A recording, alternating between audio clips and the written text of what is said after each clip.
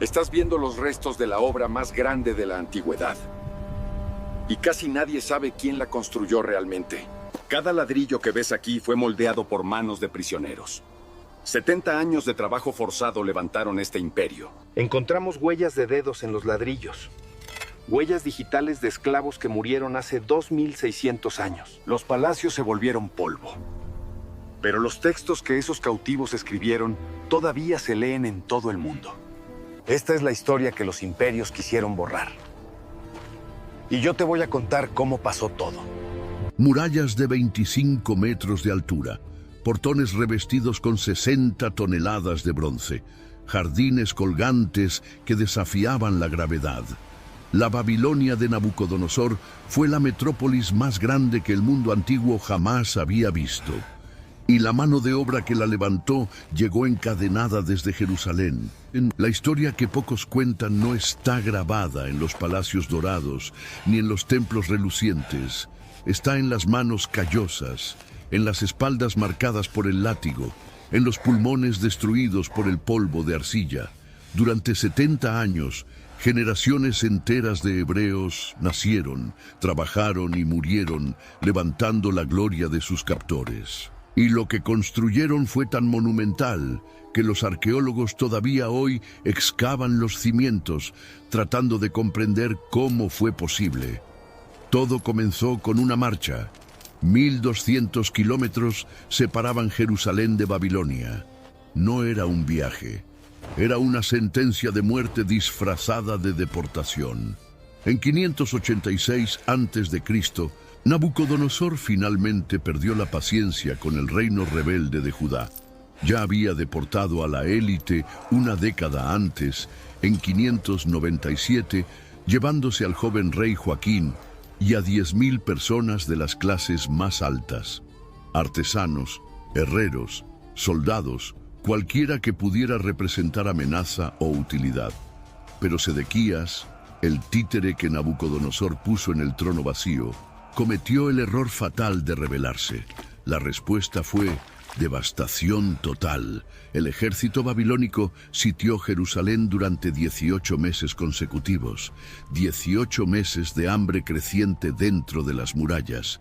18 meses de desesperación, enfermedades, muertes por inanición.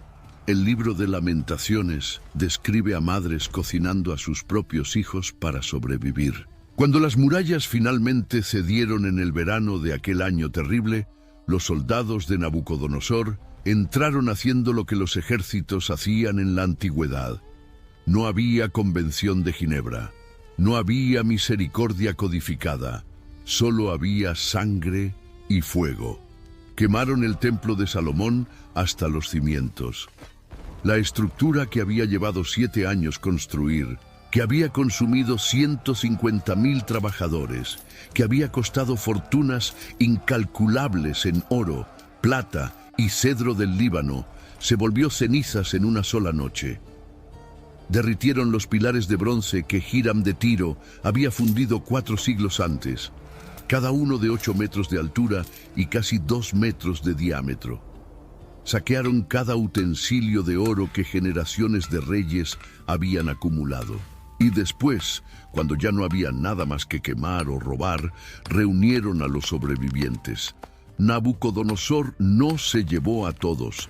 Era demasiado estratégico para eso. Dejó a los más pobres, a los campesinos sin habilidad especial, para trabajar la tierra devastada y seguir pagando tributos a un imperio distante. Se llevó a los útiles, artesanos que sabían moldear metal, herreros que entendían de armas, carpinteros que dominaban técnicas de construcción, albañiles expertos en cortar y asentar bloques, escribas que podían ser reentrenados para la burocracia imperial, sacerdotes que, aunque presos, mantenían influencia sobre el pueblo. Era mano de obra calificada, siendo transferida de un reino destruido a un imperio en expansión febril. La marcha comenzaba en las ruinas todavía humeantes de Jerusalén. Hombres, mujeres y niños eran amarrados con cuerdas largas, grupos de 20 o 30 conectados unos a otros, para impedir fugas. Guardias babilonios a caballo patrullaban los costados de la columna, látigos listos para cualquier señal de resistencia o lentitud. No había carretas para los deportados. Las carretas eran para suministros y para oficiales. Los cautivos caminaban. La ruta iba hacia el norte primero, rodeando el desierto sirio central, que significaría muerte segura. Atravesaban Galilea, pasaban por Damasco, seguían el curso del río Éufrates hacia el sur hasta llegar a la llanura mesopotámica. Entre 3 y 4 meses de caminata, dependiendo de las condiciones climáticas, de la velocidad impuesta por los guardias, de la cantidad de paradas para descanso que nunca eran suficientes. El calor durante el día pasaba de los 40 grados con facilidad. El sol de Siria no conocía misericordia. La arena reflejaba el calor de vuelta, creando un horno en movimiento. Las noches en el desierto eran el extremo opuesto. Temperaturas que se desplomaban, cuerpos sudados durante el día, ahora temblando de frío, sin cobijas adecuadas. El agua era racionada con precisión cruel. Cada persona recibía lo mínimo para no morir inmediatamente, pero no lo suficiente para mantener fuerzas. La comida era todavía más escasa. Pan duro, a veces granos crudos que tenían que masticar por horas para extraer alguna nutrición. Los más viejos eran los primeros en caer. Piernas que habían caminado por décadas ya no aguantaban más. Caían en medio del camino polvoriento y no podían levantarse. Los guardias no detenían la columna. No había tiempo para esperar una recuperación que no llegaría. No había interés en cargar peso muerto. El que caía se quedaba. Los niños eran los siguientes. Cuerpos pequeños se deshidrataban más rápido. Las madres intentaban proteger a sus hijos dando su propia ración de agua. Y entonces eran las madres las que caían. Familias enteras desaparecían a lo largo de aquel camino sin nombre. No había entierros, no había rituales funerarios, no había tiempo para cavar sepulturas en la tierra dura del desierto. Los cuerpos quedaban donde caían, esperando a los buitres que seguían la columna de deportados como sombras pacientes. El olor de descomposición se mezclaba con el olor de sudor y desesperación, y los sobrevivientes seguían caminando, un pie después del otro, porque la alternativa era unirse a los muertos. Los que sobrevivieron a la marcha llegaron a Babilonia con los pies en carne viva, los ojos hundidos de agotamiento, los cuerpos reducidos a huesos cubiertos de piel. Pero incluso en ese estado de destrucción física quedaron paralizados ante lo que vieron. Jerusalén, en el apogeo de Salomón, tenía quizás 15.000 habitantes.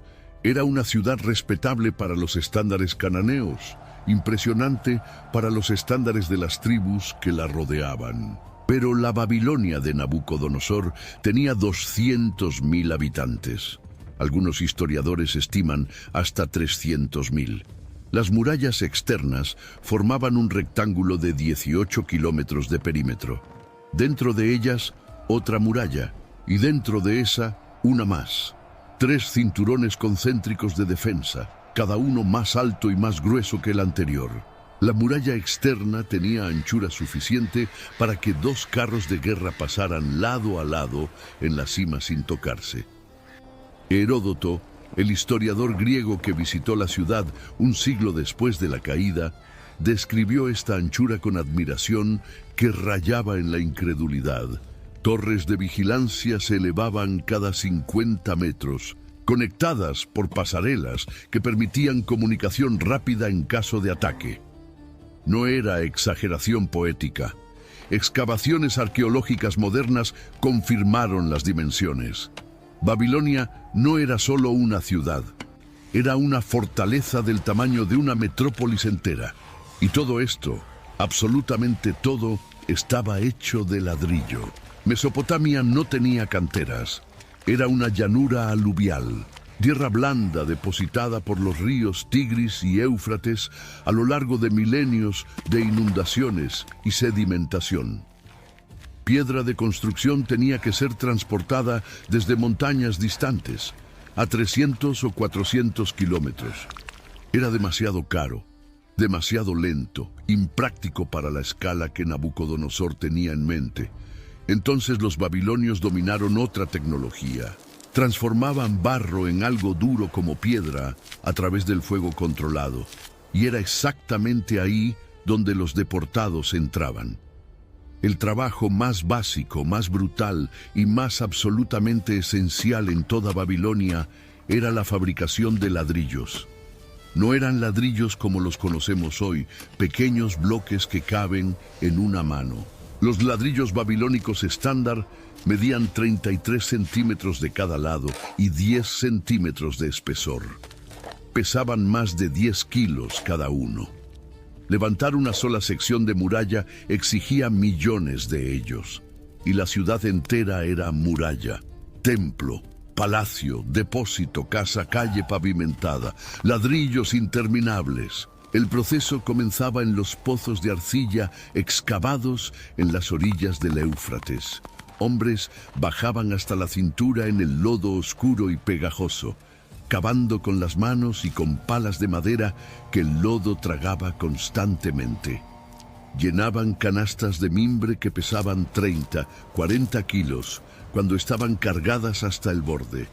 Subían por rampas resbalosas de barro apisonado, músculos de las piernas ardiendo con el esfuerzo. Vaciaban la arcilla en áreas de preparación arriba del nivel de inundación y bajaban de nuevo. Repetían esto desde el amanecer hasta el atardecer, día tras día, semana tras semana, hasta que la piel de las manos se transformaba en una sola cosa con el lodo que manipulaban. La arcilla pura no servía para ladrillos. Se agrietaría al secar, se desintegraría al quemar. Tenía que ser mezclada con paja cortada en pedazos pequeños para dar resistencia interna, con arena en proporción precisa para controlar la contracción durante el secado. A veces con estiércol de animal para mejorar la quema y agregar fibra. La proporción tenía que ser exacta. Demasiada arcilla y el ladrillo se agrietaba en 1000 pedazos al secar al sol. Demasiada paja y se desintegraba en el horno, saliendo como polvo prensado en vez de bloque sólido. Demasiada arena y quedaba frágil, rompiéndose bajo cualquier presión. Los maestros alfareros babilonios tenían este conocimiento acumulado por generaciones. Miraban la masa, sentían la textura entre los dedos, sabían instintivamente si la mezcla estaba correcta. Los deportados hebreos no tenían este conocimiento. Aprendían en la práctica brutal del error y el castigo. Un lote de ladrillos que salía agrietado significaba latigazos. Un día de producción por debajo de la cuota significaba ración reducida a la mitad. Un ladrillo que se rompía bajo peso significaba culpa atribuida a alguien cualquiera, y el castigo era ejemplar para que los otros aprendieran más rápido. Después de mezclada en la proporción correcta, la arcilla iba a los moldes. Moldes de madera determinaban el tamaño estándar, garantizando que cada ladrillo fuera idéntico al anterior. Trabajadores presionaban la masa dentro del molde, alisaban la superficie con las manos mojadas, retiraban el molde con cuidado extremo para no deformar los bordes. El ladrillo crudo quedaba secando al sol por días, a veces semanas, dependiendo de la estación del año y de la humedad del aire. Tenía que ser volteado regularmente para secar parejo, si no un lado quedaba más duro que el otro y el ladrillo se combaba. Filas interminables de ladrillos secando al sol. Campos enteros cubiertos por ellos, organizados en líneas que se extendían hasta el horizonte. Y trabajadores pasando entre las filas, volteando, verificando, reemplazando los que se agrietaban, siempre produciendo más para mantener el ritmo insaciable de la construcción. Y cuando finalmente un ladrillo estaba listo para el horno, el trabajo más peligroso de todos comenzaba. Los hornos babilónicos eran estructuras permanentes construidas fuera de los límites residenciales de la ciudad. Había motivo para esto. El calor que emanaban era insoportable a decenas de metros de distancia. El humo que producían era tóxico, espeso, capaz de sofocar a quien lo respirara por tiempo prolongado. Quemaban principalmente paja de trigo y carrizos cosechados en las orillas del río, combustible abundante, pero que exigía alimentación constante porque se quemaba rápido. El fuego tenía que ser mantenido por días consecutivos para alcanzar temperaturas arriba de 900 grados Celsius. No había termómetros. Los maestros del horno juzgaban la temperatura por el color de las llamas, por el sonido del crepitar, por el calor que sentían en la piel cuando se acercaban a la abertura de alimentación. Trabajadores se turnaban echando más combustible a las llamas, pero nadie aguantaba más de algunos minutos a la vez. El calor irradiado quemaba la piel expuesta, incluso a metros de distancia. El aire caliente secaba los ojos hasta que lagrimeaban constantemente. El humo llenaba los pulmones de partículas que nunca más salían. Los ladrillos quemados salían transformados. La arcilla blanda se había vuelto cerámica dura, resistente, capaz de soportar peso inmenso sin ceder. El color cambiaba del gris lodoso a un rojo terroso que caracterizaba toda construcción babilónica.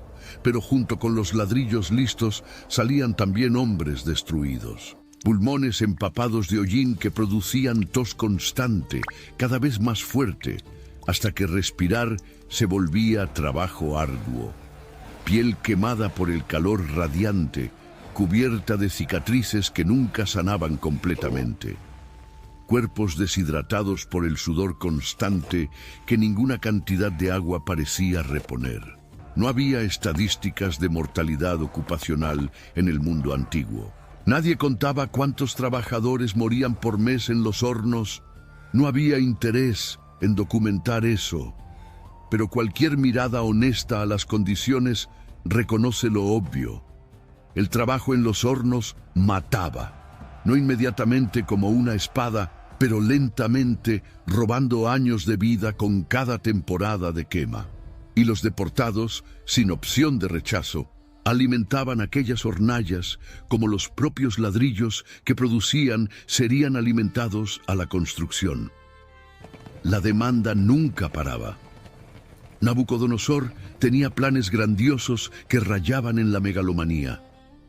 No bastaba mantener la Babilonia que heredó de su padre Nabopolassar. No bastaba ser el rey de una ciudad grande. Él quería transformar Babilonia en la ciudad más impresionante, más intimidante, más absolutamente aplastante que el mundo hubiera visto o jamás vería. Y durante los 43 años de su reinado, de 605 a 562 a.C., la construcción fue constante, frenética, insaciable. Primero vinieron las murallas, porque un rey paranoico con enemigos reales necesita antes que nada defensa. La muralla interna, llamada Imgur Enlil en acadio, tenía 7 metros de espesor en la base, no 7 metros de altura, 7 metros de espesor. Una pared de ladrillos tan gruesa que parecía más una colina artificial que una estructura construida. La muralla externa, Nimiti Enlil, agregaba otros 4 metros de espesor. Entre las dos murallas corría un foso alimentado por canales derivados del Éufrates, ancho y profundo lo suficiente para impedir cualquier intento de escalada o de construcción de rampas de asalto. Arriba de las murallas, torres de vigilancia que se elevaban otros 15 metros. Cada torre era una pequeña fortaleza en sí misma, capaz de albergar arqueros y lanzadores de proyectiles.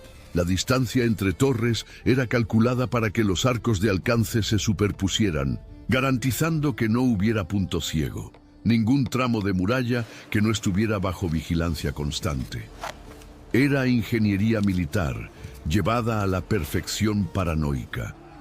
Los ladrillos de la base eran asentados con betún, un alquitrán natural que brotaba de pozos en la región de Mesopotamia. y que los babilonios habían aprendido a usar como argamasa impermeable. El betún sellaba los cimientos contra el agua del foso y contra las inundaciones estacionales del Éufrates, que inundaban todo alrededor. Trabajadores cargaban el betún hirviendo en cubetas de cerámica, corriendo para aplicar mientras todavía estaba caliente y maleable, capa sobre capa, sellando cada junta entre ladrillos. Las quemaduras eran constantes. Betún caliente salpicaba en piel expuesta y se pegaba, continuando quemando mientras se enfriaba lentamente. Los gritos de los accidentados se mezclaban con el ruido constante de la construcción. Nadie paraba por causa de un trabajador quemado. Siempre había otro para sustituir. Y el olor del betún, un hedor acre a petróleo que impregnaba ropa, cabello, piel, se volvía marca registrada de quien trabajaba en los cimientos. Pero las murallas, por más impresionantes que fueran, eran solo el comienzo. El portón de Ishtar era la entrada procesional principal de Babilonia, dedicado a la diosa del amor, la fertilidad y la guerra. Era por ahí que ejércitos victoriosos entraban trayendo despojos. Era por ahí que embajadores extranjeros pasaban para tener audiencia con el rey. Era por ahí que procesiones religiosas marchaban durante el festival de Año Nuevo. Y Nabucodonosor decidió que esta entrada necesitaba ser la cosa más impresionante que cualquier visitante hubiera visto en toda su vida. La estructura final tenía 14 metros de altura, flanqueada por torres que subían todavía más. El pasaje en arco era amplio lo suficiente para que carruajes reales pasaran con toda la pompa, caballos de 4 en 4, estandartes balanceándose al viento, y cada centímetro de la superficie estaba decorado con una técnica que elevaba la fabricación de ladrillos al nivel de arte. Los ladrillos del portón de Ishtar no eran simples ladrillos quemados de color rojo, eran ladrillos esmaltados, cubiertos con una capa de vidrio coloreado que brillaba al sol como joyas gigantescas. El proceso de esmaltado era complejo, exigiendo conocimiento de química que los babilonios habían desarrollado a lo largo de siglos. El ladrillo era quemado primero, después recubierto con una pasta de minerales molidos y óxidos metálicos, después quemado nuevamente a temperaturas todavía más altas para fundir el esmalte a la superficie cerámica. Azul profundo dominaba el fondo, el azul lapislázuli que los babilonios asociaban a lo divino, a lo celestial, al poder supremo. Conseguir ese azul exigía cobalto importado de minas distantes, un ingrediente caro que transformaba cada ladrillo esmaltado en objeto de valor. Sobre ese fondo azul intenso, relieves de animales sagrados saltaban en amarillo dorado y blanco brillante. Leones de bocas abiertas representando a Ishtar, la diosa a quien el portón era dedicado. Toros musculosos representando a Adad, el dios de las tormentas y las lluvias que fertilizaban la tierra. Dragones serpentinos representando a Marduk, el dios supremo del panteón babilónico, el patrono de la propia ciudad. Cada animal estaba compuesto de decenas de ladrillos moldeados individualmente, cada uno con la curvatura exacta para formar la parte correcta del relieve cuando se encajaban lado a lado. El hocico del león era un ladrillo. Cada ojo era otro ladrillo. Las garras, la melena, las costillas visibles bajo la piel estirada. Todo calculado para que, cuando los ladrillos fueran montados en la pared, el animal entero emergiera en 3 dimensiones. Era trabajo de precisión absurda, ejecutado en escala industrial imposible. A lo largo de la vía procesional, que se extendía por más de 250 metros desde el portón hasta el templo de Marduk, en el corazón de la ciudad, había 120 leones en relieve, 60 de cada lado, en filas, que acompañaban el paso de quien caminaba. Cada león medía 2 metros de largo, Cada uno exigía semanas de trabajo especializado de artesanos que pasaban la vida entera dominando aquella única técnica. Y cada error, cada ladrillo que salía con el color equivocado, o el esmalte agrietado, o el molde imperfecto, significaba empezar de cero, y había artesanos hebreos trabajando en esto. Los deportados de Judá no eran solo cargadores de arcilla y alimentadores de horno. Entre ellos había orfebres que habían trabajado en los ornamentos del templo de Salomón. Había escultores que habían esculpido querubines de madera revestida de oro. Había artesanos que dominaban técnicas transmitidas por generaciones dentro de los gremios de Jerusalén. Nabucodonosor sabía esto. Era exactamente por eso que los había llevado. Ahora esos mismos hombres, cuyos padres o abuelos habían creado belleza para Yahvé, creaban belleza para Marduk. Las mismas manos habilidosas moldeaban ladrillos con la imagen de dragones babilónicos en vez de querubines hebreos. El mismo ojo entrenado para proporción y detalle ahora servía para que leones paganos parecieran vivos en las paredes de un portón pagano. Era ironía tan amarga que algunos quizás preferían estar en los hornos. Después del portón venía el sigurat. El Etemenanki, nombre que significa la casa del fundamento del cielo y la tierra, era la torre sagrada dedicada a Marduk que dominaba el horizonte de toda Babilonia.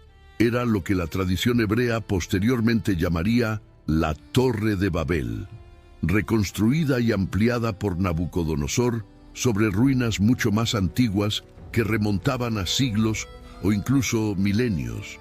La estructura tenía base cuadrada de 90 metros de lado. 90 metros, casi una cancha de fútbol en cada dirección. Y subía en 7 niveles, progresivamente menores, cada uno retraído en relación al anterior, hasta un templo dorado en la cima que pocos mortales tenían permiso de acceder. La altura total llegaba a 90 metros también, un cubo perfecto cuando se consideraba el volumen total. Era visible a decenas de kilómetros de distancia, emergiendo de la llanura absolutamente plana como una montaña artificial, como un desafío geométrico a la naturaleza que no había puesto montañas en aquella región. Los viajeros que se acercaban a Babilonia veían primero el Etemenanki, mucho antes de ver las murallas o los portones. Era faro, símbolo, declaración de poder concentrada en forma de ladrillos apilados. Y cada ladrillo de esa montaña había sido moldeado a mano, quemado en horno, cargado por rampas empinadas que subían en espiral alrededor de la estructura en construcción, asentado con precisión milimétrica por albañiles que trabajaban a alturas vertiginosas sin ningún equipo de seguridad. Una caída significaba muerte instantánea. Un ladrillo suelto rodando por las rampas significaba muerte para quien estuviera abajo. El trabajo era tan peligroso como glorioso era el resultado final.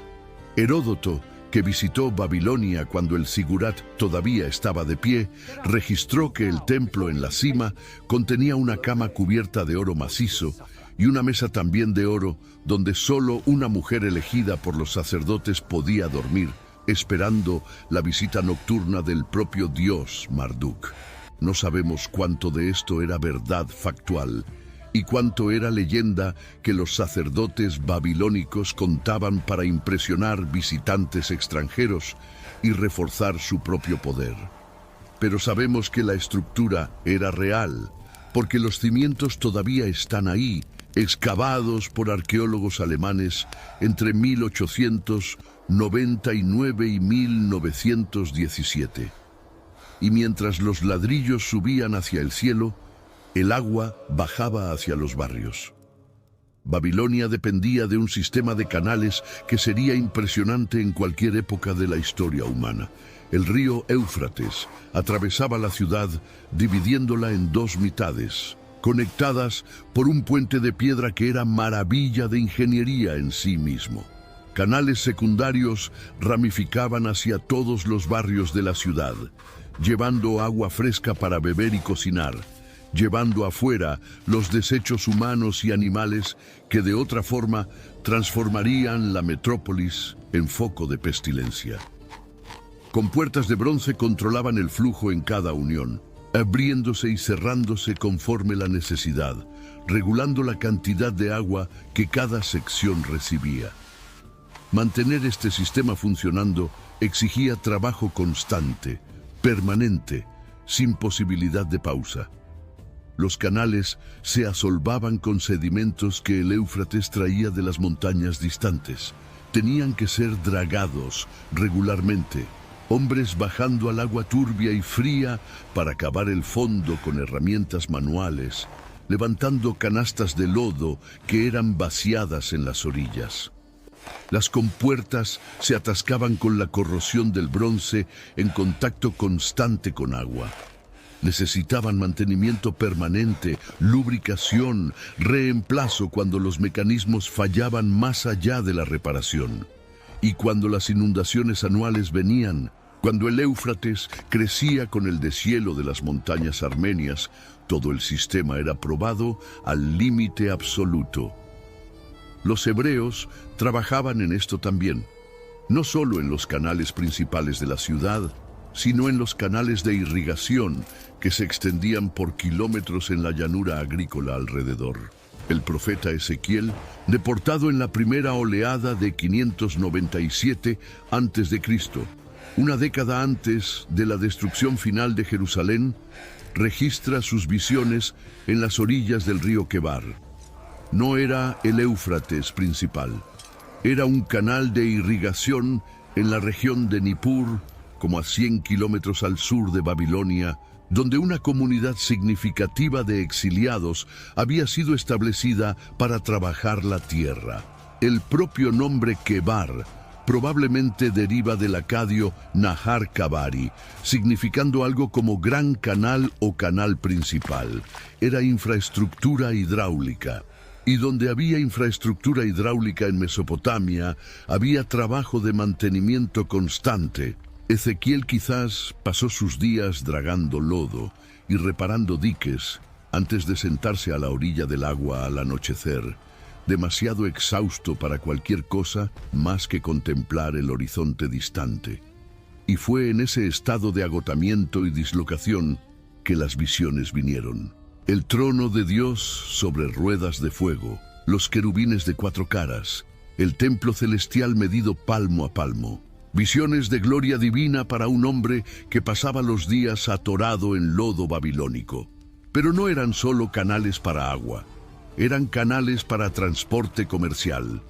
Babilonia era centro económico que recibía mercancías de todo el mundo conocido y de regiones más allá del conocimiento común. Madera de cedro del Líbano venía en barcazas por el Éufrates, metales brutos de Anatolia, telas teñidas de Fenicia, especias aromáticas de Arabia, marfil y oro de África atravesando Egipto, lapislázuli de Afganistán, azul precioso que coloreaba los ladrillos del portón de Ishtar. Todo esto llegaba en barcos que navegaban los canales internos de la ciudad, descargando en puertos distribuidos por los barrios comerciales. Los deportados trabajaban en los puertos también, cargando y descargando mercancías que pesaban más de lo que un hombre debería cargar, almacenando en depósitos que tenían que ser organizados con precisión para que los inspectores reales encontraran cualquier artículo bajo demanda, haciendo inventario en tabletas de arcilla, registrando entradas y salidas, porque la burocracia babilónica era meticulosa y el castigo por errores contables era severo. Y cuando no estaban haciendo esto, estaban construyendo más depósitos, más almacenes, más infraestructura para una ciudad que no paraba de crecer, no paraba de consumir, no paraba de exigir. Y había los jardines. Los jardines colgantes de Babilonia entraron a la lista de las 7 maravillas del mundo antiguo, compilada por escritores griegos siglos después. Pero hasta hoy, historiadores y arqueólogos debaten si realmente existieron en Babilonia o si fueron confusión con jardines documentados en Nínive, capital del imperio asirio anterior. Ningún texto babilónico contemporáneo de Nabucodonosor menciona jardines colgantes. Ninguna excavación arqueológica ha encontrado cimientos que correspondan a las descripciones. La primera referencia viene de escritores griegos que nunca visitaron la ciudad en su apogeo. Pero la tradición es demasiado persistente para ignorar completamente. Alguna estructura extraordinaria debió haber existido para generar siglos de leyendas. La descripción clásica habla de terrazas elevadas sostenidas por columnas de piedra, cada nivel plantado con árboles de gran porte y flores exóticas, irrigado por un sistema que bombeaba agua del río hasta la cima de la estructura. La altura total supuestamente rivalizaba con las propias murallas de la ciudad, creando una montaña verde artificial en medio de la llanura desértica. La vegetación era lo suficientemente densa para que, de lejos, pareciera una colina natural emergiendo del centro urbano, imposible y por lo tanto divina. La leyenda más popular dice que Nabucodonosor mandó construir los jardines para su esposa Amitis, una princesa meda que él había desposado como parte de alianza política con el reino de Media al este. Amitis supuestamente extrañaba las colinas arboleadas de su tierra natal, cubiertas de bosques y cortadas por arroyos. La llanura mesopotámica era lo opuesto de todo eso, plana hasta donde la vista alcanzaba, árida durante la mayor parte del año, sin una sola elevación natural en el horizonte. Los jardines serían un pedazo de montaña persa trasplantado al corazón del desierto, regalo de amor de un conquistador para la mujer que él quería impresionar. Si esto es verdad, entonces cualquiera puede calcular lo que significaba mantener estos jardines vivos bajo el sol de Babilonia. Cada planta necesitaba agua diaria en el calor mesopotámico. No había bombas eléctricas, no había tubería presurizada. El agua subía por algún sistema mecánico movido por fuerza humana o animal. La teoría más aceptada involucra tornillos de Arquímedes, cilindros inclinados con espirales internas que elevan agua conforme giran, o cadenas de cubetas sujetas a ruedas, cada cubeta llenándose en la base, subiendo llena, vaciando en la cima, bajando vacía para llenarse de nuevo. Cualquiera que fuera el mecanismo, tenía que funcionar día y noche, sin parar. Una semana sin irrigación en el verano babilónico y las plantas morían. Meses de trabajo y fortunas en plantas importadas, todo perdido. Y las plantas no eran nativas de la región. Tenían que ser traídas de lejos, de climas completamente diferentes, trasplantadas con cuidado extremo, aclimatadas lentamente a un ambiente que intentaba matarlas cada día de calor excesivo. Jardineros especializados cuidaban del cultivo, observando cada hoja en busca de señales de enfermedad o estrés. Trabajadores de fuerza bruta hacían el mantenimiento pesado, cargando tierra fértil a las terrazas, podando ramas muertas, removiendo plagas que aparecían venidas de quién sabe dónde. Era un ejército entero de personas dedicadas a mantener un capricho real vivo contra todas las probabilidades naturales. 70 años.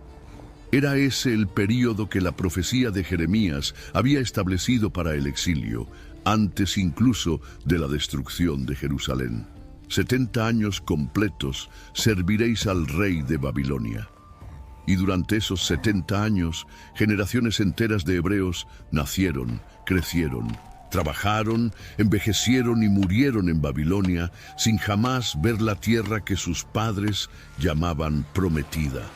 Los que vinieron de Jerusalén todavía recordaban. Recordaban el templo en llamas, columnas de humo subiendo al cielo como sacrificio invertido. Recordaban las murallas de David cayendo piedra por piedra bajo los arietes babilónicos. Recordaban los cuerpos en las calles, vecinos que habían muerto de hambre durante el sitio, otros que habían muerto por la espada cuando las defensas cedieron. Recordaban el olor de sangre y fuego que había sido la última memoria sensorial de Jerusalén. Cargaban ese trauma en cada fibra del cuerpo, en cada pesadilla que los despertaba sudando en medio de la noche. Pero sus hijos conocían solo historias, historias contadas en voz baja después del trabajo, cuando las familias se reunían en sus casas modestas en los barrios designados para extranjeros. Historias de un templo glorioso que el abuelo había visto, de rituales en que el bisabuelo había participado, de una ciudad llamada Jerusalén que quedaba en algún lugar al oeste, más allá del desierto, más allá del alcance de cualquier fuga posible. Para los niños nacidos en el exilio, Jerusalén era tan real como las historias de los patriarcas, tan distante como Abraham saliendo de Ur, tan mitológica como la apertura del Mar Rojo, y sus nietos, nacidos de padres que ya habían nacido en el exilio, conocían solo Babilonia.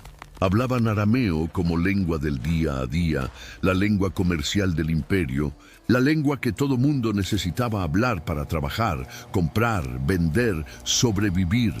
Aprendían hebreo como lengua sagrada para leer los textos que los sacerdotes y escribas preservaban con cuidado obsesivo. Vestían ropa babilónica porque era la ropa disponible en el mercado. Comían comida babilónica porque eran los ingredientes disponibles. Trabajaban en obras babilónicas porque no había otra opción de sustento. Eran hebreos por memoria ancestral, babilonios por realidad cotidiana, exiliados por definición de una condición que ya duraba más tiempo del que cualquiera de ellos había vivido. El Salmo 137 captura ese momento con dolor que atraviesa 3 milenios y todavía hace que el corazón se apriete. Junto a los ríos de Babilonia, allí nos sentamos y lloramos, acordándonos de Sión. En los sauces que había colgamos nuestras arpas, pues los que nos habían llevado cautivos nos pedían canciones. Los que nos oprimían nos pedían que fuéramos alegres. Cántennos una de las canciones de Sión, decían. Los captores querían entretenimiento. Querían que los hebreos, famosos por su tradición musical, cantaran las canciones del templo destruido, las canciones de fiesta y celebración que los levitas entonaban en las grandes festividades. Era humillación calculada, pedir que esclavos canten canciones de alegría para divertir a los amos que destruyeron todo lo que aquellas canciones celebraban. Y la respuesta del salmista es desoladora en su rechazo. ¿Cómo cantaríamos las canciones del Señor en tierra extranjera? Pero ellos cantaban, no las canciones que los captores querían, pero otras. Canciones de lamento que se volvieron parte permanente de la liturgia. Canciones de esperanza susurradas cuando los guardias no estaban escuchando. Canciones que mantenían la identidad viva cuando todo conspiraba para disolverla en la masa anónima del imperio. Y más importante que las canciones, ellos escribían. El exilio babilónico fue el período más productivo de la literatura hebrea después del reinado de Salomón. Sin templo para realizar sacrificios, sin altar para quemar ofrendas, sin sacerdocio funcional de la manera tradicional, la palabra escrita ganó centralidad absoluta. Sacerdotes que antes administraban rituales de sangre y humo, ahora se volvieron guardianes de textos que eran la única cosa portátil de la fe. Escribas copiaban los rollos de la Torá con meticulosidad obsesiva, contando cada letra, verificando cada palabra, preservando cada detalle, porque cada detalle era sagrado. Fue probablemente durante el exilio que el Pentateuco ganó su forma final editada, que los libros históricos de Josué a Reyes fueron compilados y organizados en narrativa continua, que los profetas anteriores fueron colectados y preservados como colección. La desesperación de perder la tierra produjo la determinación feroz de nunca perder la historia. Si no podían habitar Jerusalén físicamente, habitarían Jerusalén textualmente. Si no podían sacrificar en el templo de piedra, preservarían el templo en palabras que ningún ejército podría quemar. Ezequiel tuvo sus visiones en las orillas del canal Quebar. El templo celestial que él describe en los capítulos finales de su libro, con medidas precisas de cada portal y cada cámara y cada altar, era un templo que existía solo en la mente de Dios y en el texto del profeta. No podían construirlo físicamente en la tierra del exilio. Entonces lo construyeron en palabras. Y esas palabras sobrevivieron cuando los palacios de Nabucodonosor se volvieron polvo. Daniel, según el libro que lleva su nombre, sirvió en la corte del propio Nabucodonosor. Interpretó sueños que ningún sabio babilónico lograba interpretar. Sobrevivió al foso de los leones cuando sus enemigos armaron su destrucción. Vio imperios subiendo y cayendo en visiones apocalípticas que todavía son estudiadas y debatidas 3 milenios después. Y registró todo en texto que mezcla hebreo y arameo, las dos lenguas de un hombre que vivía entre dos mundos. Los capítulos en arameo de Daniel muestran a alguien navegando culturas con habilidad que pocos poseían, sirviendo a reyes paganos con competencia que lo volvía indispensable, pero sin jamás abandonar la fe ancestral que definía quién él realmente era. Rechazando comida de la mesa real que violaría las leyes de pureza, orando 3 veces al día con las ventanas abiertas hacia Jerusalén, incluso cuando eso significaba sentencia de muerte. Era equilibrio imposible mantenido por décadas, sirviendo a Babilonia sin volverse babilonio. Y así los años pasaron. Nabucodonosor murió en 562 a.C., después de 43 años construyendo su imperio y su ciudad. Sus sucesores fueron débiles, inestables, incapaces de mantener lo que él había creado. El hijo Evil-Merodach reinó solo 2 años antes de ser asesinado. El yerno Neriglisar reinó 4 años. El nieto Labashi-Marduk fue asesinado después de meses en el trono por una conspiración que puso a Nabonido en el poder, un hombre que no era de la familia real y que pasaba más tiempo en oasis distantes, adorando al dios lunar, sin que gobernando su propio imperio. La Babilonia que los hebreos habían construido comenzaba a agrietarse por dentro. En 539 a.C., Ciro de Persia marchó contra Babilonia con un ejército que hacía que el de Nabucodonosor pareciera modesto. Pero la conquista no vino por la fuerza de las murallas que generaciones de esclavos habían levantado. Vino por el agua que corría por debajo de ellas. En la noche en que Daniel interpretó la escritura en la pared durante el banquete de Belsasar, los ingenieros persas estaban desviando el curso del Éufrates. Cavaron canales que drenaron el lecho del río donde pasaba bajo las murallas. Cuando el nivel bajó lo suficiente, los soldados entraron caminando donde antes había agua demasiado profunda para atravesar. Las murallas impenetrables no sirvieron para nada. El foso que debería impedir ataques se secó en una noche. La ciudad más protegida del mundo cayó sin batalla significativa. Ciro entró en Babilonia como libertador, no como conquistador. Era su estrategia política brillante. En vez de destruir y deportar como hacían asirios y babilonios, él restauraba y repatriaba. Mandó recolocar las estatuas de dioses que Nabucodonosor había llevado de templos conquistados. Mandó reconstruir santuarios que imperios anteriores habían demolido.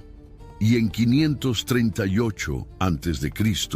emitió un decreto que está preservado en el cilindro de Ciro y que es mencionado en el libro de Esdras.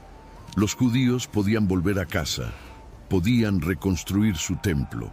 Los utensilios sagrados que Nabucodonosor había robado serían devueltos. Quien quisiera ir, podía ir. De los que habían sido deportados originalmente, pocos todavía estaban vivos. 70 años es más que una generación humana. Pero sus hijos y nietos, nacidos en el exilio, ahora tenían permiso de ver la tierra que conocían solo por historias. No era éxodo forzado. Muchos eligieron quedarse. Babilonia se había vuelto casa, por más extraño que eso pareciera. Tenían negocios establecidos, propiedades acumuladas, redes de relaciones construidas a lo largo de décadas. Ir a Jerusalén significaba empezar de cero en un lugar que nunca habían visto. Pero algunos fueron. Cerca de 50.000 personas, según los registros de Esdras, hicieron el viaje de vuelta.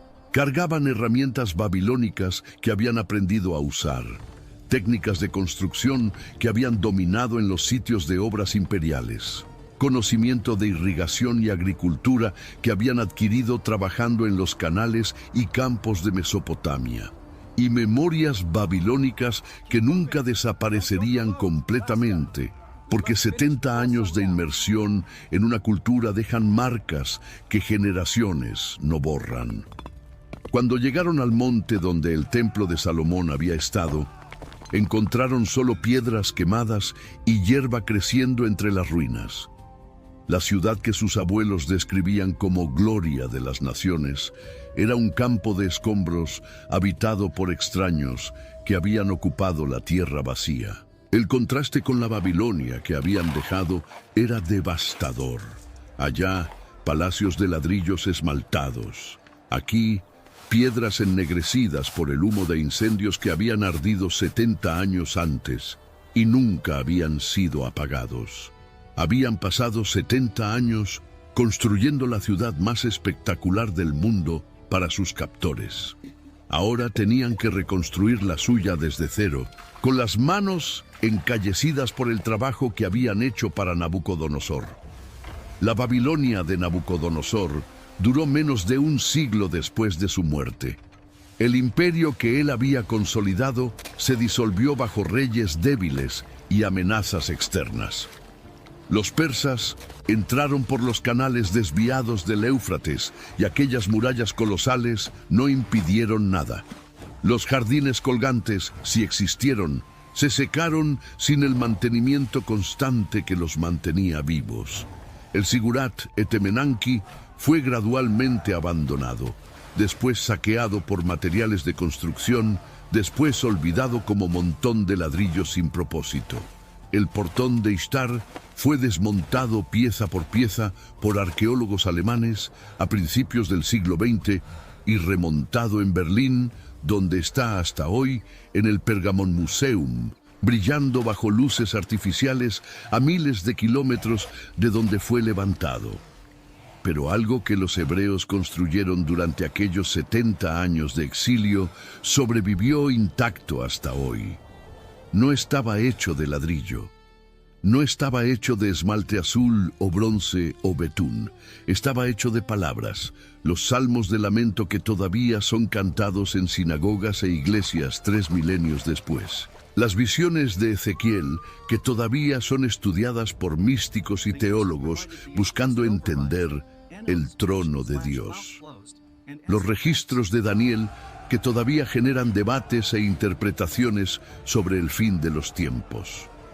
La preservación meticulosa de la Torá, que garantizó que cada letra sobreviviera intacta de copista a copista, de siglo a siglo, de continente a continente. Los profetas hablaron de esperanza cuando no había razón humana para esperar. Jeremías, escribiendo antes de la destrucción, ya anticipaba el retorno. Isaías, según la tradición, profetizó a Ciro por nombre siglos antes de que el persa naciera. Ezequiel vio huesos secos volviendo a tener vida, un valle de muerte transformado en ejército de resucitados. Era teología forjada en el fuego de la catástrofe, fe que daba sentido al sufrimiento sin negar que el sufrimiento era real. Fueron forzados a construir una ciudad. Eligieron preservar una fe. La ciudad se volvió polvo. Los ladrillos esmaltados del portón de Ishtar están en museos europeos. visitados por turistas que fotografían sin entender lo que están viendo. Los cimientos del Etemenanki son hoyos en el desierto iraquí, excavados y abandonados por equipos de arqueología que fueron expulsados por guerras modernas. Los canales se asolvaron y secaron siglos atrás. Las murallas que 3 carros de guerra podían recorrer lado a lado en la cima son montículos de tierra que apenas se distinguen del terreno alrededor. Pero los textos que aquellos exiliados preservaron todavía son leídos, todavía son cantados en las mismas melodías que fueron compuestas en las orillas de los ríos de Babilonia. Todavía son estudiados en academias y seminarios de 5 continentes. Todavía son recitados en cultos y misas y servicios de Shabbat por comunidades que repiten las palabras que escribas copiaron a la luz de lámparas en Babilonia, manteniendo viva una tradición que Nabucodonosor creyó que había destruido junto con las murallas de Jerusalén. El rey construyó para impresionar. Los cautivos construyeron para sobrevivir. Los ladrillos duraron siglos. Las palabras duraron milenios. Y al final solo sobrevivió lo que los cautivos hicieron.